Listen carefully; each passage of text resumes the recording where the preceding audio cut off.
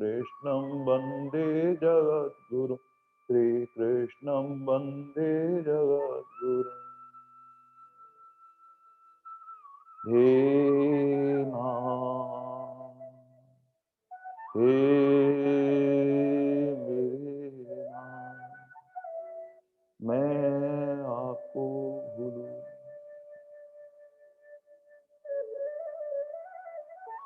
हरिशरण अनंत कोटि ब्रह्मांड नायक परापर परब्रह्म परमेश्वर भक्तवांचा कल्पतरु शरणागत वत्सल भगवान श्री कृष्ण की महती करुणा कृपा से हम सब भगवान के श्रीमुख से निश्चित वो परम दिव्य वाणी जिसको सुनने मात्र से हमको एक सहज शांति सुख और आनंद की अनुभूति होती है।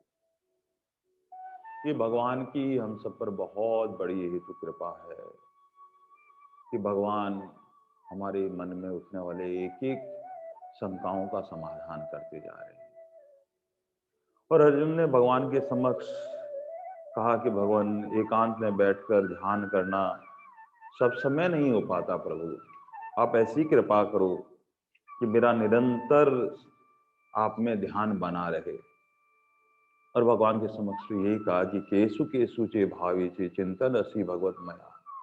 हे भगवान मैं आपको किन किन भावों द्वारा आपका चिंतन करूं और ऐसा चिंतन करूं जिसमें सदा भीतर ही भीतर एक आनंद की अनुभूति रहे, सुखानुभूति रहे। संसार में कहीं भी कोई व्यवहार करूं, किसी से भी मिलूं, तब भी आपका चिंतन बना रहे। किसी वस्तु को देखूं तो आपका चिंतन बना रहे। जो विषय है, रूप है, रस है, शब्द है, स्पर्श है, गंध है, जहां पर राग द्वेष छिपे रहते हैं प्रभु, और इन सब राग देशों से मैं कैसे विलग हूं, उस वक्त भी मुझे प्रभु आपकी याद आती रहे। ऐसा मेरा जीवन बन जाए कि मैं सदा जहां कहीं ऐसा, तो भगवान ने कहा कि जहां कहीं भी कोई विशेषता देखें, महत्ता देखें, सामर्थ्यता देखें, बल देखें, जहां मन सहज में आकृष्ट हो जाए, बस वहां प्रभु का चिंतन होना चाहिए। भगवान ऐसी विधि बताते हैं जिसमें सब समय हम प्रभु का चिंतन कर सकते हैं। क्योंकि संसार में कहीं ना कहीं हम रूप से किसी को देखेंगे तो या तो हम उससे आकृष्ट हो जाएंगे, आसक्ति हो जाएगी हमारी, राग हो जाएगा, या कहीं ना कहीं हमारा द्वेष हो जाएगा। अब दोनों ही स्थिति में प्रभु का चिंतन कैसे हो, ये महत्वपूर्ण है। जहां हमारा राग होता है, जहां कोई विशेषता दिखती है, वहीं हमारा राग होता है। तो सहज में ऐसा मानना चाहिए कि भगवान ने कैसी कृपा कर रखी है, कितनी सुंदर वाणी दे रखी है प्रभु कृपा से, जो भगवान के गुणानुवाद करती है। कहीं न कहीं किसी में और विशेषता सुंदरता से दिखाई देती है, तो प्रभु ने कितना रूप सौंदर्य दे रखा है। भगवान तो अनंत सौंदर्यवान है, उनका एक अंश भगवान ने दे रखा है।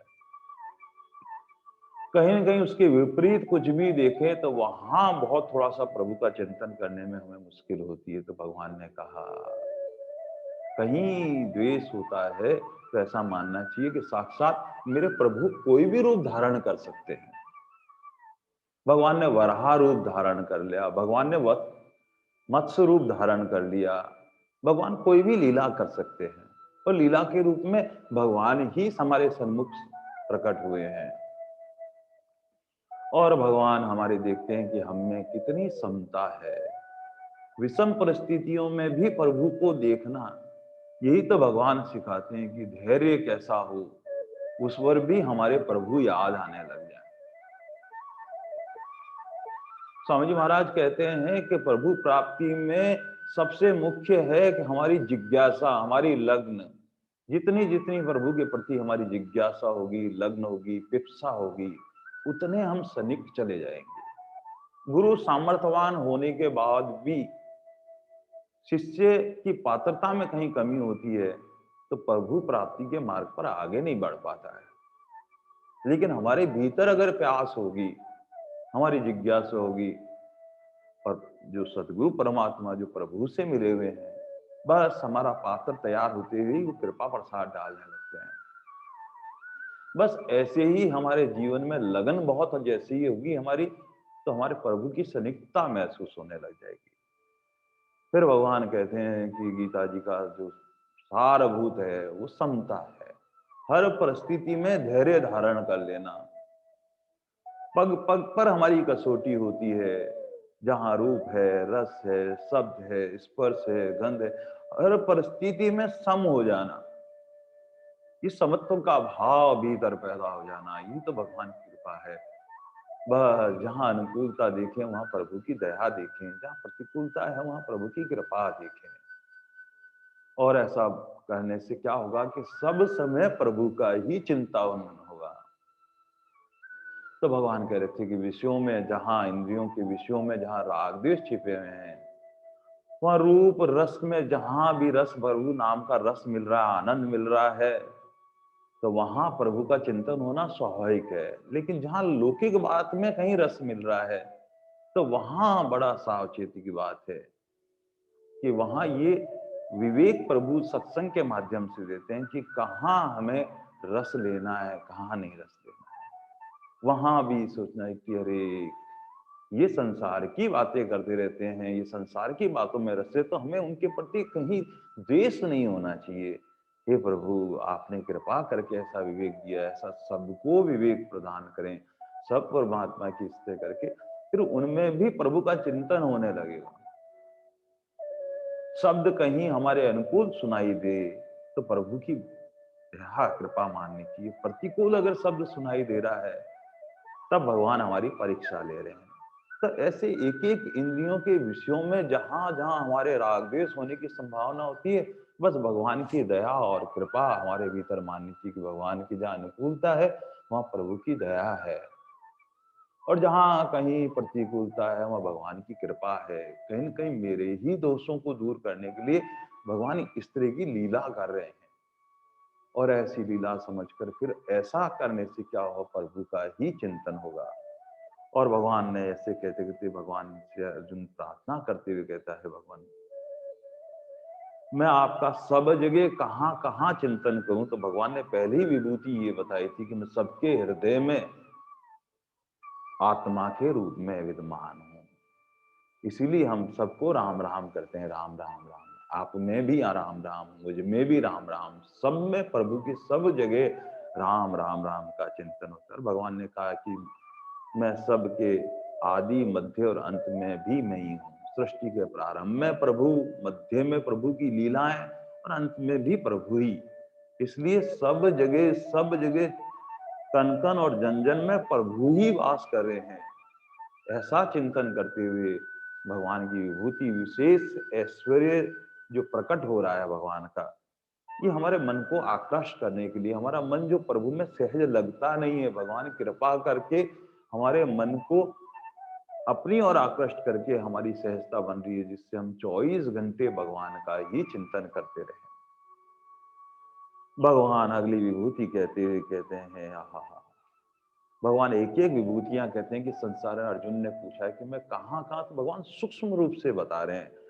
और 10वें अध्याय के 21वें श्लोक में भगवान ने विष्णु आदि समस्त विभूतियों का कथन करते हुए भगवान कहते हैं, आदित्य नाम अहम विष्णु। आहा, ये जो आदित्य जो है, आदित्य जो माता थे उनके 12 पुत्र थे, और 12 पुत्रों में भगवान ने कहा कि जो आदित्य के धाता, मित्र, अरिमा, शुक्र, वरुण, अंश, भग, विश्वान, सुषा, सावित्री और तुष्टा और विष्णु, ये वामन अवतार के रूप में भगवान जो है, ये आदित्य के 12 पुत्र में भगवान विष्णु ही वामन अवतार लेकर पधारे।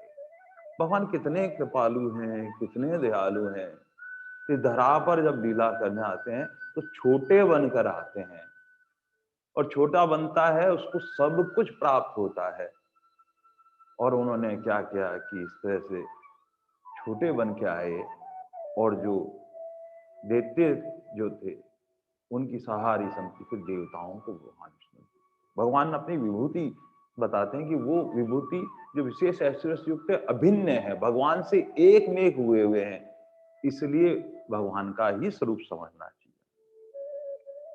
इसलिए 12 पुत्रों को जन्म दिया, और भगवान विष्णु का कि मेरे जो है जहां जहां दृष्टि जाए वहां परमात्मा की विभूति मानते हुए बस उनका पूजन करें, उनका ध्यान करते रहे, तो ऐसे भगवान का सब समय चिंतन होगा। भगवान आगे 4-4 विभूतियाँ एक-एक श्लोक में प्रकट करते जा रहे हैं और भगवान कहते हैं ज्योतिषाम रवि अश्विन, और ज्योति वाले किरणवन में भगवान ने कहा सूर्य मेरी जो है वो विभूति है।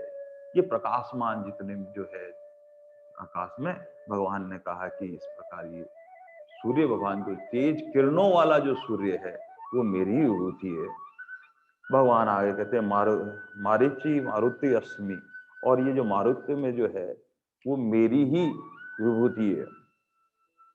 ये 49 वायु देवता के रूप में संतों के श्रीमुख से सुने की कथा आती है। शास्त्र का है कि 49 प्रकार की वायु देवता बताए गए हैं। ये समस्त वायु देवता मारीची नाम के वायु देवता हैं जो विभूति बताते हैं। कहते हैं दिति जो है, दिति के पुत्रों का एक एक देवताओं द्वारा संहार हो गया था। फिर दिति ने अपने पति की प्रार्थना करते हुए आराधना करी, और आराधना करने के बाद में कहा कि मेरा ऐसा पुत्र हो जो इंद्र का वध कर सके। और ऐसी स्थिति में दिति के जो पति जो है कश्यप ऋषि द्वारा, उन्होंने दिति को वरदान दिया, और कश्यप जी ने वरदान देने के बाद कहा कि तुम्हें ऐसा पुत्र प्राप्त होगा, लेकिन उसके लिए तुम्हें पवित्रता रखनी पड़ेगी, और अपने पवित्रता के साथ में साधन करते रहेंगे तो तुम्हें ऐसा पुत्र प्राप्त होगा जो इंद्र का भी वध कर सकता है। दिति ने और ऐसी प्रार्थना करी। एक दिन ऐसी घटना घटती है कि वो अपने चरणों को धोए बिना ही शैया पर लेट जाती है। तो इतनी सूक्ष्म सूक्ष्म बातें हैं कि शयन करते हुए भी पवित्रता किस प्रकार रखनी होती है।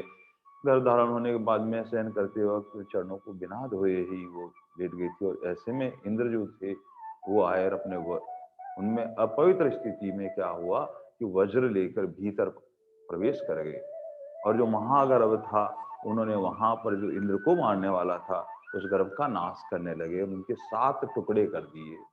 लेकिन 7 टुकड़े करने के बाद में भी उन टुकड़ों की मृत्यु नहीं हुई। तब इंद्र ने सोचा है कि ये मरने वाले नहीं है, तो उन 7 टुकड़ों के और 7 टुकड़े किए।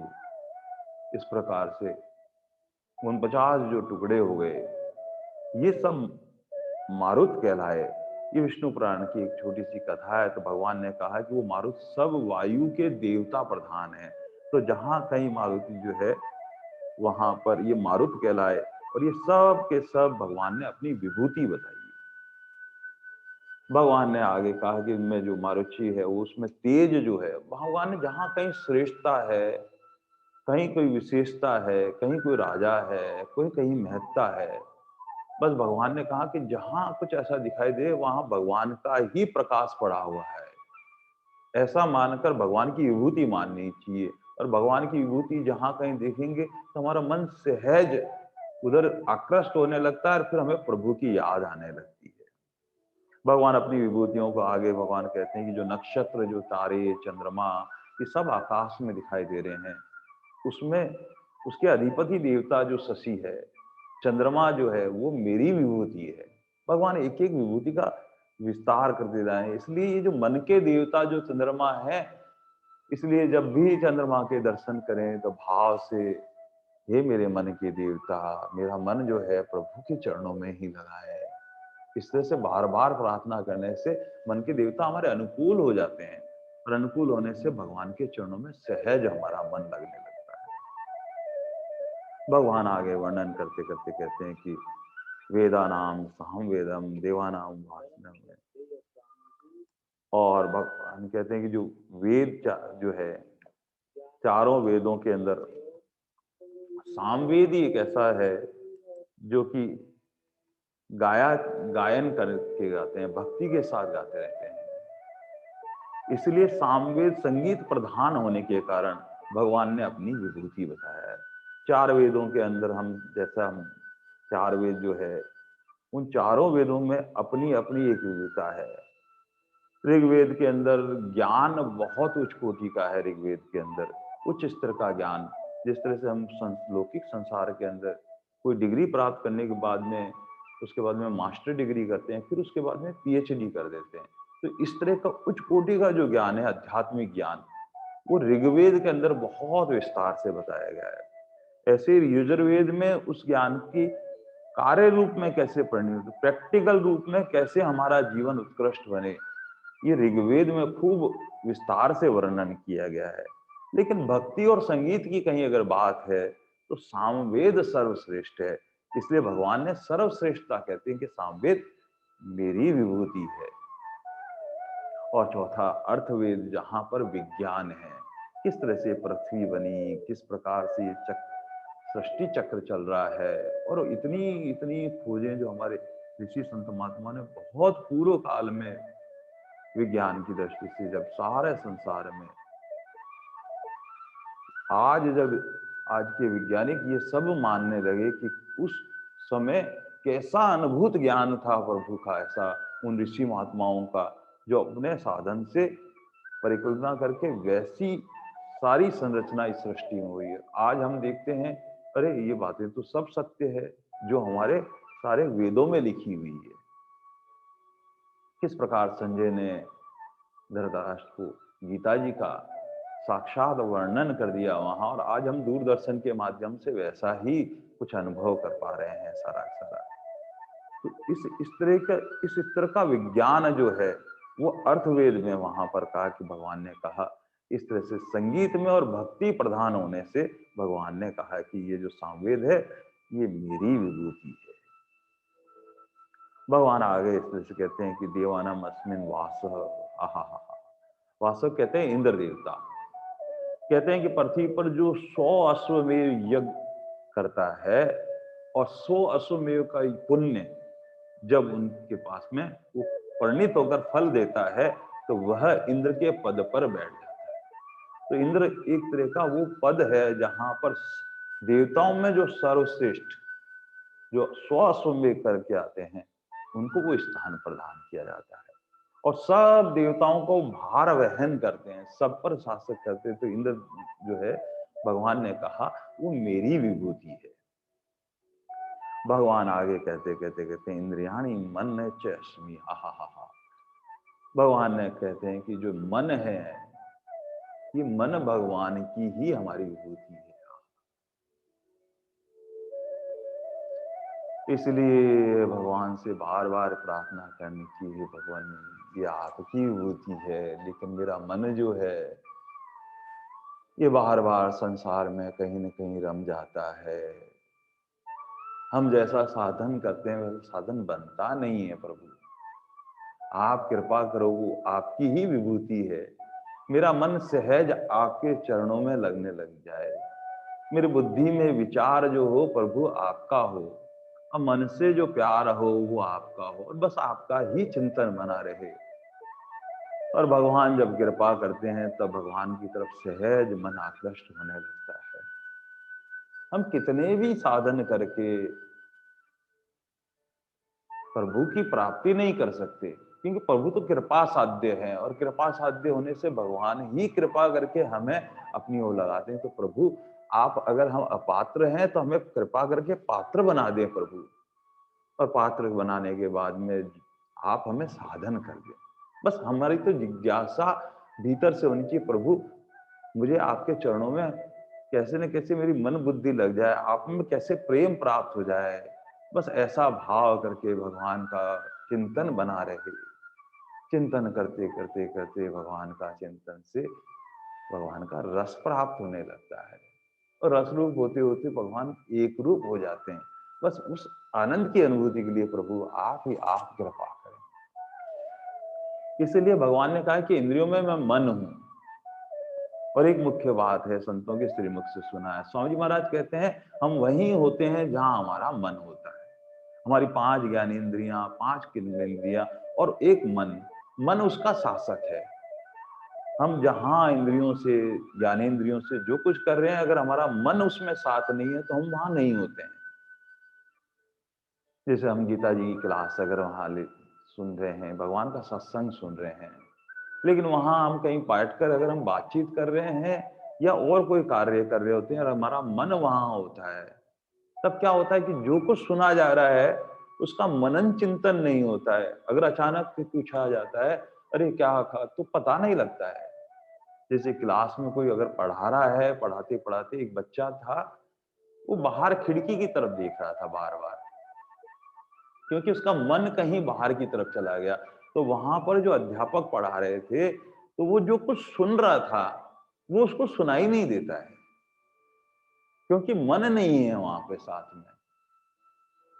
इसीलिए कभी कभी हमें बहुत जल्दी होती है, कहीं जाना होता है, बस वहां का हमारा चिंतन बना रहता है।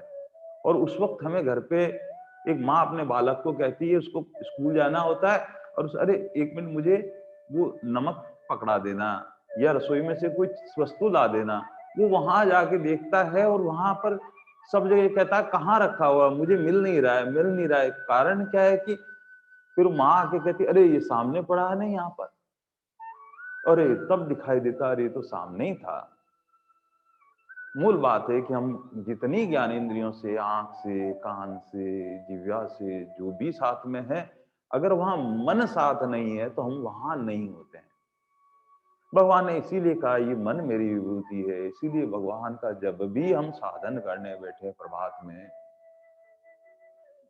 प्रभात में सारी प्रकृति अनुकूल होती है, क्योंकि लौकिक क्रियाएं नहीं होती है उस वक्त। और उस वक्त सहजता से प्रभु में, हमारा मन से प्रभु से प्यार और बुद्धि से विचार का मतलब ये है कि ये हमारे बुद्धि से जो हमारे सदगुरु परमात्मा है, जिनके चरणों में बैठकर हम साधन कर रहे हैं, इनकी दिव्यता, इनका ऐश्वर्य, इनका माधुर्य और उनकी कृपा भीतर ही भीतर अनुभव करते रहे कि जब जब ऐसी स्थिति हुई, भगवान ने कैसी कृपा की, इतने परम दयालु हैं, परम कृपालु हैं।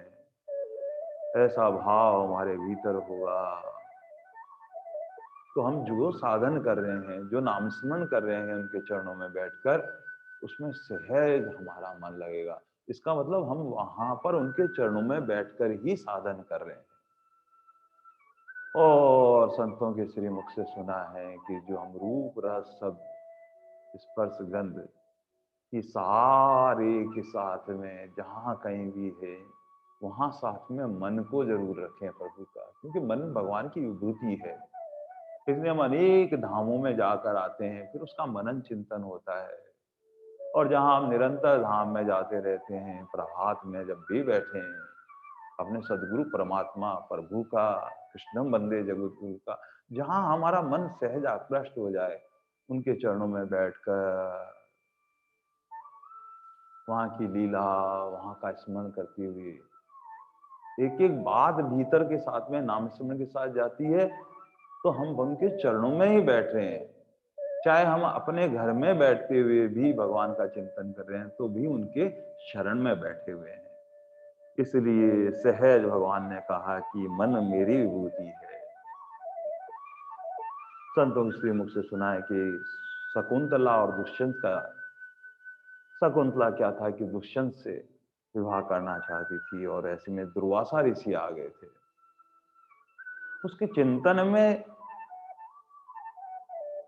जो मन था वो दुष्यंत की चिंतन कर रहा था, और सामने जैसे दुर्वासा ऋषि आए, यदि वो बहुत सात्विक भाव रखती थी और संतों का आदर करती थी, लेकिन दुर्वासा ऋषि आने के बाद में उठकर उसका स्वभाव बहुत सरल था, स्वागत करना था संतों का, वो कर नहीं पाई, क्योंकि वो दुष्यंत के ही ख्याल में चिंतन कर रही थी और मन वहां था। इसलिए आंखें खुली होने के बाद में भी दुर्वासा ऋषि दिखाई दे नहीं रहे थे, दृष्टि सामने होते हुए भी नहीं दिखाई दे रहे थे।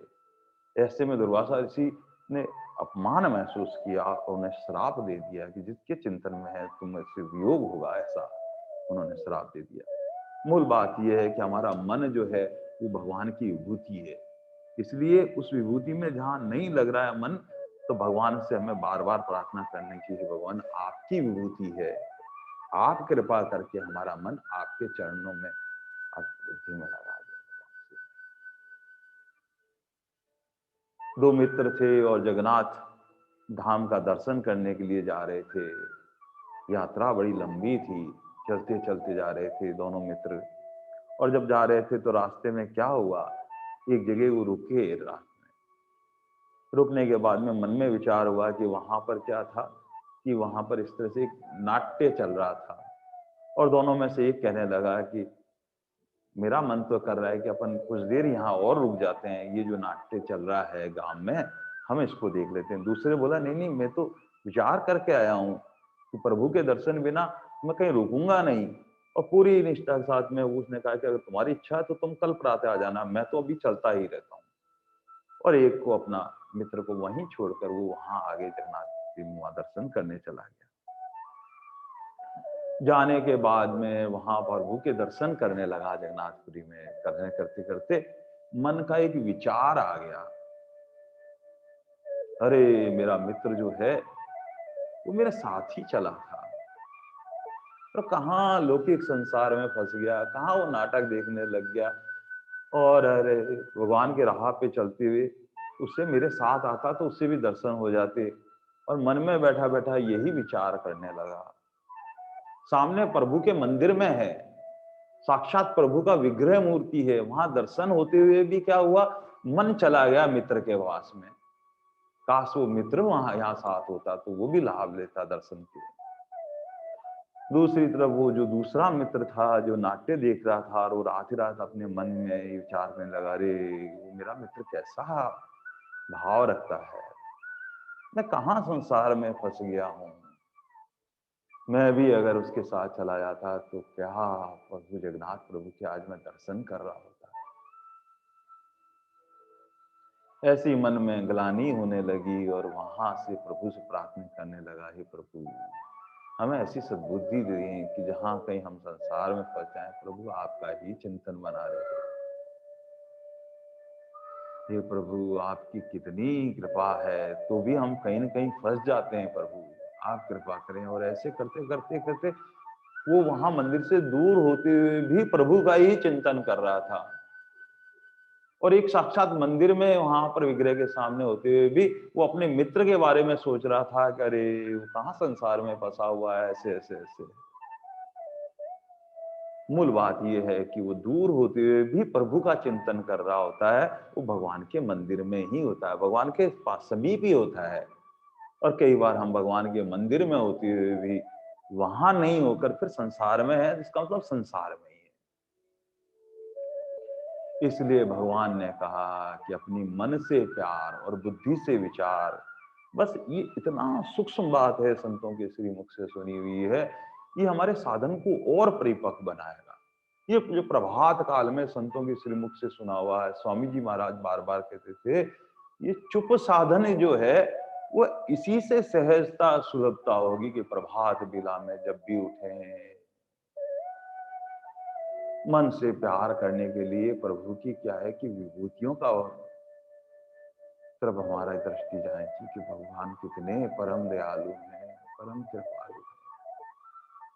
मेरे जीवन की यात्रा में कहां कहां प्रभु ने कैसी कैसी कृपा करी है, कैसी कैसी दया करी है, कितने संकटों से प्रभु ने हमको निकाला है। ऐसा कौन परम दयालु होगा। ऐसा बार बार विचार करने से सहज भगवान के गुण, हमारा प्रभु में प्यार होने लग गया। धीरे धीरे धीरे धीरे धीरे धीरे धीरे हमारे मन की स्थिति ऐसी बनेगी कि चिंतन में हम शरीर की सुध-बुध भूल जाएंगे, हमें स्थान का पता नहीं रहेगा, समय का पता नहीं रहेगा, और हम यही भूल जाएंगे हम प्रभु का चिंतन कर रहे हैं। न संसार का चिंतन हो रहा है, न प्रभु का चिंतन हो रहा है, भीतर एक सहज एक आनंद की अनुभूति होती जा रही है। और उस आनंद की अनुभूति में धीरे धीरे धीरे धीरे साधन की परिपक्वता से अंतःकरण शुद्ध होता चला जाएगा। फिर क्या होगा कि अभी तो हम साधन कर रहे हैं, लेकिन प्रभु कृपा से एक सहज ऐसी वृत्ति बन जाएगी, एक शांत स्वरूप हम बन जाएंगे। बस उठते ही हे नाथ, हे मेरे नाथ, मैं आपको भूलूं नहीं। और प्रभु का ऐसे चिंतन बना रहेगा तो एक सहज, फिर साधन करना नहीं पड़ेगा, प्रभु स्वयं करा लेते हैं। इसलिए भगवान ने कहा, करे अर्जुन, मन पर बहुत बहुत सब संतों ने कहा है कि मन पर और बुद्धि पर, ये दोनों प्रभु के चरणों में लगनी चाहिए। इसलिए भगवान ने कहा कि मेरी विभूति ये विभूति है। अर्जुन जब प्रारंभ में युद्ध प्रारंभ होने वाला था और बहुत व्याकुल हो गया था, सारे शस्त्र थे, शरीर में बल था, लेकिन विषाद में आ गया था क्योंकि मन से हार गया था। और ऐसे में क्या हुआ कि उस विषाद में प्रभु का चिंतन हुआ, प्रभु के शरणापन हुआ, और वो विषाद ही प्रसाद बन गया। अब प्रसाद बनते ही भगवान की कृपा से भगवान के सन्मुख होकर अपने मन में जो जो शंकाएं थी वो प्रभु को निवेदन कर दी, और भगवान ने एक एक शंका का निवारण करते हुए ये गीता का दिव्य ज्ञान देने लगे। इसीलिए कहते हैं कि मन के हारे हार है और मन के जीते जीत है। बस वो आत्मविश्वास, यहाँ भगवान एक गुरु की भूमिका में अर्जुन के उस आत्मविश्वास को वापस जगा रहे हैं। यही भगवान की कृपा है। इसलिए भगवान ने कहा कि मन ये जो है ना अर्जुन, ये मेरी विभूति है। इसलिए साधन में मन पर जो संकल्प विकल्प करता रहता है, प्रति क्षण एक बार ये विचार करता है, एक बार ये विचार करता है कि हमें प्रभु की तरफ चलना चाहिए, फिर थोड़ी देर बाद में और विकल्प आ जाता है।